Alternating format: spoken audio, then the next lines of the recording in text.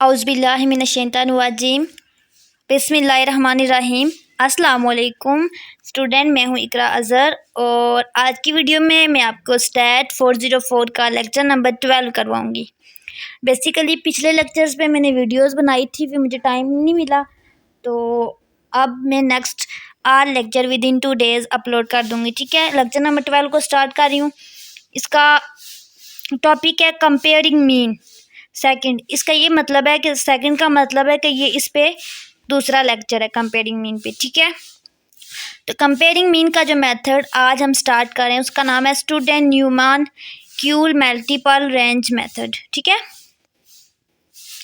ये method basically इसमें होता क्या है, जो कंपेयरिंग मीन हम फाइंड आउट करते हैं, ठीक है, उसको स्टेप वाइज रखा जाता है इसमें, इस मेथड में। ठीक है, is a step wise multiple comparing procedure. ठीक है, और ये मेथड किसने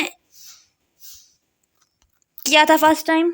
न्यूमान ने। ठीक है, तो इसी के नेम से इस मेथड का नाम Newman Keuls multiple range method हो गया। ठीक है, ये सारी इसकी डिटेल है न्यूमान की, के ये सारी न्यूमान की। ठीक है, कि कब ये एक स्टूडेंट था और ये कब पैदा हुआ और कब ये मेथड ड्राइव हुआ, इसको सारा छोड़ दें। ठीक है, इसका प्रोसीजर देख लेते हैं। सबसे पहले इसमें वही स्टेप वाइज अप्रोच होती है, मीन कंपेयरिंग सैम्पल मीन। ठीक है, जो सैम्पल मीन्स होते हैं उनको कंपेयर करने के लिए हम एक स्टेप वाइज मेथड यूज़ करते हैं इसमें। ठीक है, इसकी क्रिटिकल वैल्यू कैसे निकलती है, ये इसका फार्मूला है Q is equal to Y max minus Y mean divided by MSE divided by 2 1 by N max plus 1 by N mean. ठीक है, आपने इस मेथड में ये वाला फार्मूला बस सही से याद रखना है।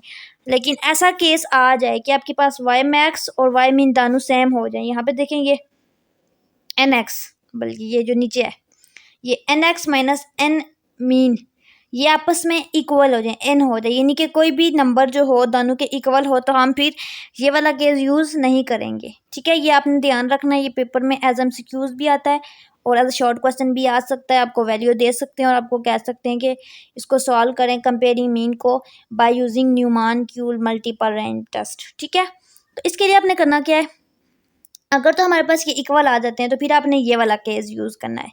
ठीक है, ये दो फार्मूले आपने याद रखने हैं। नेक्स्ट, अच्छा, वाई मैक्स और वाई मीन होता क्या है, आपके पास कोई भी नंबर्स गिवन होंगे ऐसे ज़्यादा सारे नंबर। ठीक है, डॉट सो। ठीक है, तो जो फर्स्ट वाला नंबर होता है उसको हम कहते हैं वाई मीन, और जो लास्ट पे लेट्स सपोज यहाँ पे 7 है, ठीक है, इसको हम कहेंगे वाई मैक्स। ठीक है, ये दो नंबर्स होते हैं, आपको सीरीज गिवन होगी उसमें से आपने ये नंबर कैलकुलेट करने हैं। और MSE आपको पता है क्या होता है, मीन स्क्वायर एरर।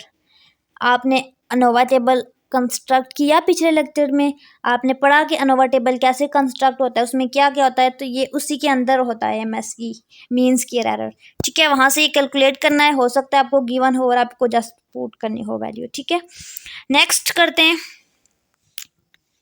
वही केस जब इक्वल हो जाते हैं। ठीक है, इसकी एक एग्जांपल को देख लेते हैं।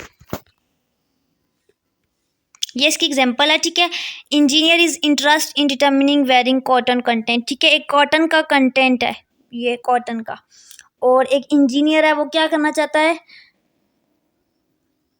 Want to in a synthetic fibre effect the tensile strength. ठीक है, इसको आपने फाइंड करना है। ये आपके पास एक टेबल गिवन है और ये एक इंजीनियर है, वो फाइंड आउट करना चाहता है इसी मेथड को यूज़ करके। तो सबसे पहले वो क्या करेगा, सबसे पहले वो अवोवा टेबल कंस्ट्रक्ट करेगा। ये अवोवा टेबल क्यों कंस्ट्रक्ट कर रहा है, ताकि हमारे पास MS यानी कि मीन स्क्वायर एरर, ये मीन स्क्वायर एरर है, इसकी वैल्यू आ जाए इसलिए। ठीक है, उसके बाद करेगा क्या, Y1 dash Y2 dash Y3 सारे वाई देखें इसने, और इसमें से मैक्सिमम और मिनिमम निकालेगा। ठीक है, इसको कर लेते हैं। सबसे पहले यहाँ पे देखें, ये आपके पास गिवन है टेबल, तो अवोवा टेबल में आपको सम ऑफ स्क्वायर चाहिए, डिग्री ऑफ फ्रीडम चाहिए, और मीन स्क्वायर एरर चाहिए, F टेस्ट चाहिए। ठीक है, और P वैल्यू भी चाहिए। अब आपने करना क्या है, सबसे पहले इस टेबल से देख के आपने एज ऑफ कॉटन को एक साइड पे लिखना है, एक कॉलम में एज ऑफ। सबसे पहले आपने करना क्या है, ऑब्जर्व टेंसाइल स्ट्रेंथ, ठीक है। आपके पास ये वाला जो ब्लॉक्स वाला कॉलम है, ठीक है, इसको यहाँ पे आपने ये रो में कन्वर्ट कर दिया है, ठीक है। और इसके जो एलिमेंट है उनको एज इट इज़ आपने लिखना है। जैसे कि ये फर्स्ट है तो इसको आपने यहाँ पे लिखा है, ठीक है। तो इसकी ये जो रो थी ना, इसको ऐसे फर्स्ट कॉलम में कन्वर्ट कर देना है, ठीक है। उसके बाद आपके पास है नेक्स्ट है आपके पास नंबर 2 ये। तो ये वाली जो रो है इसको आपने यहाँ पे यूँ कॉलम में कन्वर्ट कर लेना है। इसी तरह आपने थर्ड रो को भी थर्ड कॉलम से ऐसे कन्वर्ट कर देना है, ठीक है। ये सारा काम आपने कर लेना है। ये सारी वैल्यूज़ को आपने ऐसे इस ब्लॉक में कन्वर्ट कर लिया। अब आपने करना क्या है, वाई टोटल निकालना है सारू का। तो ये सारे वाई हैं, ठीक है, Y1 Y2 सो ऑन। तो ये जो Y1 है, ठीक है, इन सारों को सम किया तो ये मेरे पास फर्स्ट ये 49 आ गया, ठीक है। ये आपने कैलकुलेटर से कैलकुलेट करना, यही आएगा, ठीक है। नेक्स्ट इस रो को सम किया तो 77 आ गया। देन फिर इस रो को किया तो 88 आ गया। इसी तरह आपने सारी रो को ऐड किया तो आपके पास ये वैल्यू आ गई सारी, ठीक है। अब आपने करना क्या है, आपने y निकालना है। ये तो y के पीछे से Y1 Y2 Y3 so on जितने भी होंगे, और इन्हीं सारों को, ठीक है। अब आपने करना क्या है, y के इसी कॉलम को, ठीक है, इसी कॉलम को आपने प्लस करना है तो आपके पास ये वैल्यू आ जाएगी। y is equal to 376 overall जो y आ गया, ठीक है। अब आपने क्या करना है, एवरेज निकालनी है। एवरेज आपको पता है मीन होता है, और आप मीन मेथड कर रहे तो मीन निकालना ज़रूरी है, ठीक है। अब आपने 49 की एवरेज निकालनी है।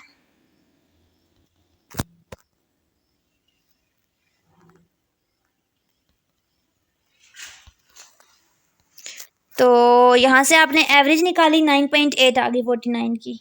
15% कॉटन भी है यहाँ पे, इस चीज़ को भी ध्यान में रखना है, ठीक है। एवरेज आ गई। फिर आपने क्या किया, इसी एवरेज के कॉलम को सम अप किया तो आपके पास 15.06 आ गया।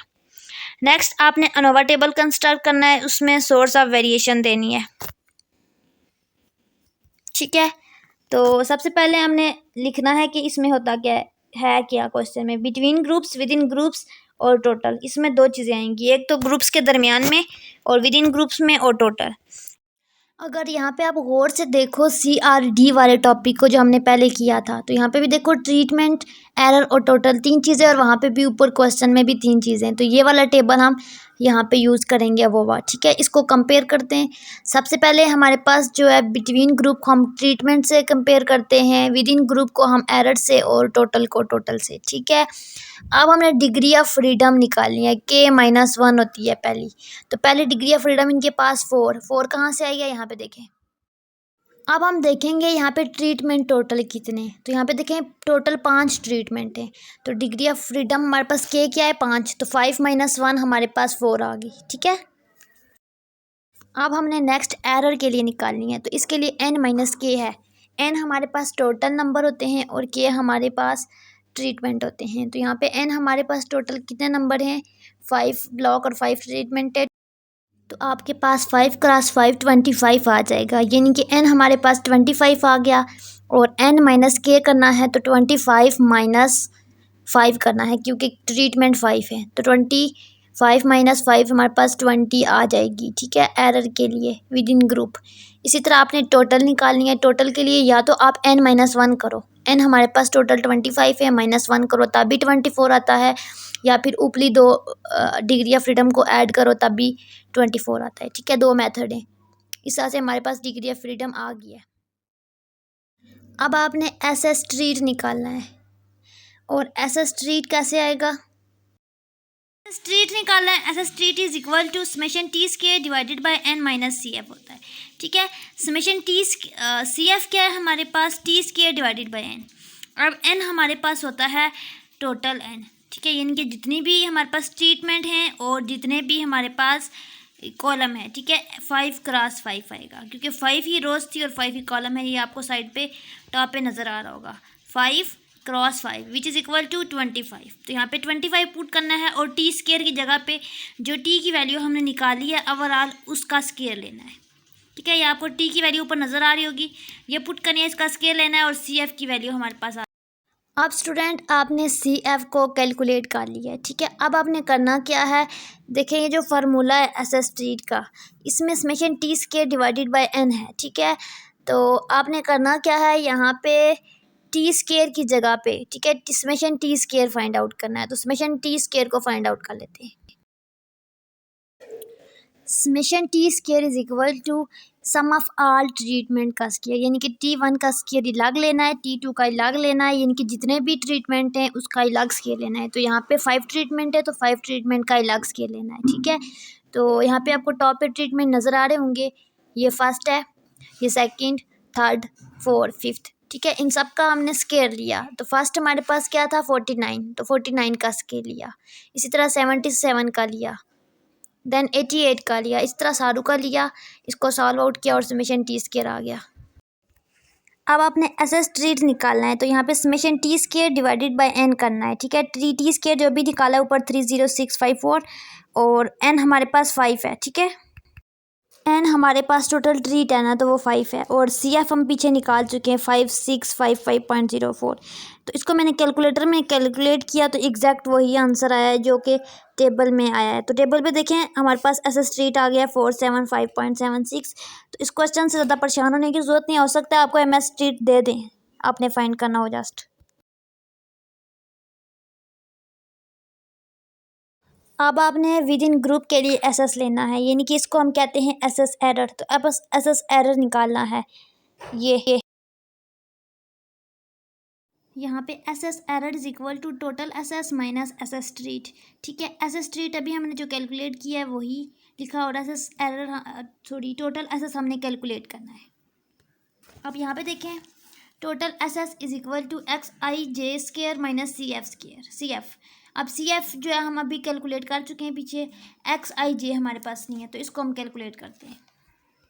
इसमें हम करते क्या हैं, जो काम हमने यहाँ पे किया था पीछे, यहाँ पे सेम वही काम करते हैं, सारे नंबर्स का स्केयर लेते हैं। लेकिन उसमें हमने क्या किया था, पहले एक ट्रीटमेंट यानी कि एक जो रो थी उन सारों को सम करके T1 निकाला था, उस T1 का स्केयर लिया था, फिर दूसरी रो का स्केयर, फिर तीसरी का, फिर सो ऑन। अब आपने क्या करना है, अब अपने रो को ऐड नहीं करना, आप अपने हर एलिमेंट का स्केयर लेना है। कैसे, यहाँ पे देखें total S S is equal to X I square minus C F. अच्छा, X I square is equal to 1 by 1 हर एलिमेंट का स्केयर लेना है। यहाँ पे टॉप पे आपको ये जो एलिमेंट शो हो रहे हैं सारे टोटल 25, ठीक है, इनका स्केयर लेना है। 7 का स्केयर, 12 का स्केयर, 14 का स्केयर, 19 का स्केयर, 7 का स्केयर, सो ऑन। जब मैंने स्केयर लिया तो मेरे पास 6143 आया। ये मैंने जल्दी जल्दी में कैलकुलेट किया, इसमें मैंने कोई मिस्टेक की है, ठीक है। आपने दोबारा कैलकुलेटर में हर एलिमेंट को कैलकुलेट करना है और फिर इस तरह से आपके पास टोटल एसएस आ जाएगा, ठीक है। इन सारे एलिमेंट्स का, ये जितने भी एलिमेंट आपको शो हो रहे हैं ना, इन सारे 25 एलिमेंट का स्केयर लेना है, ठीक है। ऐसे ये मेरे डॉट डॉट का मतलब है सारे एलिमेंट यहाँ पे आ रहे हैं, ठीक है। और एक्स आई जे स्केयर आ जाएगा, ये आप खुद आपने कैलकुलेटर में कैलकुलेट करना है, आपका एग्जैक्ट आंसर आ जाएगा। फिर टोटल एसएस में आप लोगों ने ये वैल्यू देनी है माइनस जो आपने सी एफ ऊपर फाइंड किया वो, ठीक है। आपके पास वैल्यू आ गई इसकी।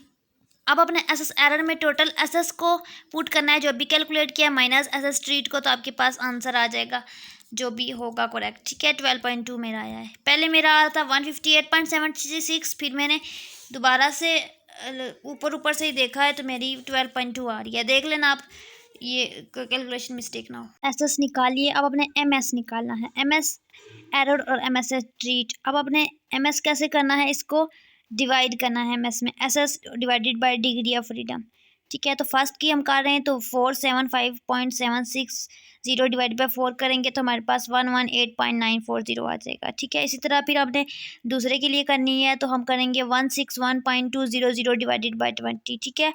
ये आपके पास 161 ही आएगी, आपने ये चेक करना है। फिर 8.060 आ जाएगा, ठीक है। ये एमएस स्ट्रीट और एमएस एरर आ गया। अब आपने एफ टेस्ट करना है, तो एफ टेस्ट में आपने करना क्या है, एमएस स्ट्रीट और एरर को डिवाइड करना है, यानी कि 118.4940 डिवाइडेड बाय 8.060 करना है तो आपके पास 14.757 आ जाएगा। इसी तरह आपने पी की वैल्यू निकाली और पी की वैल्यू आपके पास 14.757 पे ज़ीरो होती है, ये आपने देख लेना है ज़ीरो। तो हमने क्या डिसीजन किया है, फिर यहाँ पे ज़ीरो आ गया। ज़ीरो का मतलब होता है नल हाइपोथेसिस। तो आपको पता है यहाँ पे बहुत ज़्यादा वैल्यू लो है, यानी कि ज़ीरो है, तो नल हाइपोथेसिस यहाँ पे एक्सेप्ट होगा, यानी कि यहाँ पे और नल हाइपोथेसिस में हम क्या करते हैं, रिजेक्ट करते हैं, ठीक है। तो नल हाइपोथेसिस है तो हम रिजेक्ट कर देंगे पी की वैल्यू को, ठीक है। और रीज़न क्या बताएंगे, क्योंकि पी की वैल्यू लो है और ये नल हाइपोथेसिस है, और नल हाइपोथेसिस में हम रिजेक्ट करते हैं और इसलिए हम इसको रिजेक्ट करेंगे। इसकी क्रिटिकल वैल्यू निकाली है, तो क्रिटिकल वैल्यू का फार्मूला ये ऊपर है, मैंने आपको बताया नहीं था, ये आप देख लें। K P is equal to Q alpha P D F E. इसमें अब हमने डिफरेंट वैल्यू देनी है, ठीक है। वेयर पी की वैल्यू आपको 2 3 से लेकर अल्फ़ा तक देनी है। एस वाई डैश निकालना है, सबसे पहले 1.27 आ जाएगा, फिर अल्फ़ा इज इक्वल टू 0.01, और इसी तरह आपने के और पी की जगह पे वैल्यू लिखनी है। तो पी की जगह पे 2 रखा, के 2 और अल्फ़ा 0.01 रखना है, और फर्स्ट पी के लिए ले रहे हैं तो 220 रखेंगे। Degree of freedom of error आपने ऊपर पीछे फाइंड किया टेबल में, वोवा में 20, क्लास 1.27। सारी वैल्यू सेम रखनी है, जस्ट अपने पी की डिफरेंट वैल्यू पुट करनी है 2 3 सो ऑन, तो आपके पास डिफरेंट के की वैल्यू आती जाएंगी। अब आपने करना क्या है, ट्रीटमेंट मीन्स आपने निकाले थे y1 y2, जितने भी ट्रीटमेंट आपने निकाले थे y1 y2 सारी रोज को सम अप करके उनका मीन निकालना है, डिवाइडेड बाय 5 करना है उनके सम को, ठीक है। आपके पास y1 dash y2 dash y3 dash so on आ जाएगा। अब आपने देखना है इसमें से मैक्सिमम y1 कौन सा है और मिनिमम कौन सा है, उसको सीक्वेंस वाइज यहाँ पे तरतीब देना है, ठीक है। उसके बाद 4v1 इसका कंपैरिजन करना है, ठीक है। 4 वर्सेस 1, यानी कि जब आपने ये 4 किया और 1 किया, ठीक है, तो इनको सब्ट्रैक्ट किया तो आपके पास क्या आया, डिफरेंट स्टेजेस की 5 स्टेजेस थे, तो 5 तक आपने सबको ऐसे ही करना है, तो आपके पास डिफरेंट वैल्यू आ गया। अब आपने कंपेयर करना है कि आया ये वैल्यू क्या आ रही है, ठीक है। तो K5 ये 6.72, K5 से लेस आ रही है पहली, दूसरी K4 से, तीसरी K3 से, K2 से बड़ी है, ठीक है। सारी आपने कंपैरिजन करना है इसके साथ, ही जो K की वैल्यूज़ निकाली है इनके साथ मीन का, ठीक है।